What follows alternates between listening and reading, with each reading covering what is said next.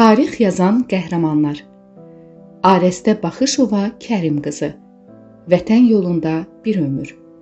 İkinci Qarabağ müharibəsinin ilk qadın şəhidlərindən olan, yaralı əsgərlərimizi döyüş meydanından çıxararkən canını fəda edən Arestə Baxışova.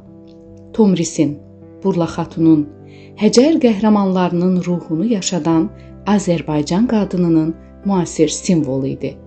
O, İgid xanımların torpağında böyümüş. Bu torpağa da öz adını qızıl hərflərlə yazmışdı. Arestənin ailəsi onun zənglərini hələ də xatırlayır. Cəbhədə olan oğlu hər zəng edəndə anasının səsini eşitmək üçün səbirsizlənərdi. Hər dəfə bizə zəng edib bizi soruşardı. Mən neçə dəfə zəng etdim, götürmədi. Axırda açdı. Səsi çox pis çıxırdı. Dedim, yəqin xəstəsən. Nə olduğunu soruşdum.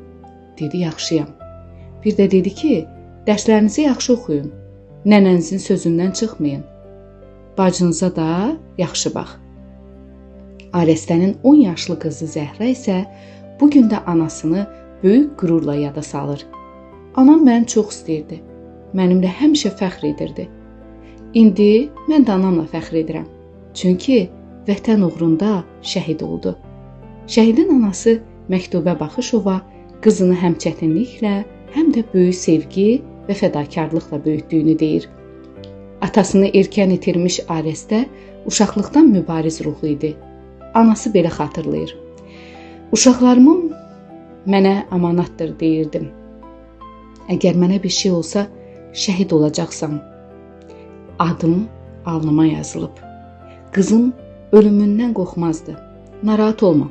Hər şey qaydasındadır. Tezliklə zəfər bizim olacaq deyirdi.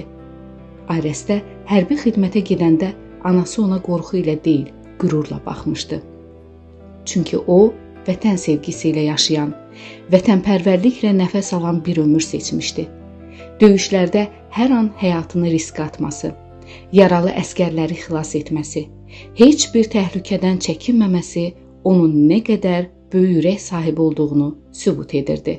O daim deyərdi, ordumuzda elə ruh yüksəkliyi var ki, o qədər könüllü canla, başla döyüşən əsgərlərimiz var ki, qələbə bizim olacaq.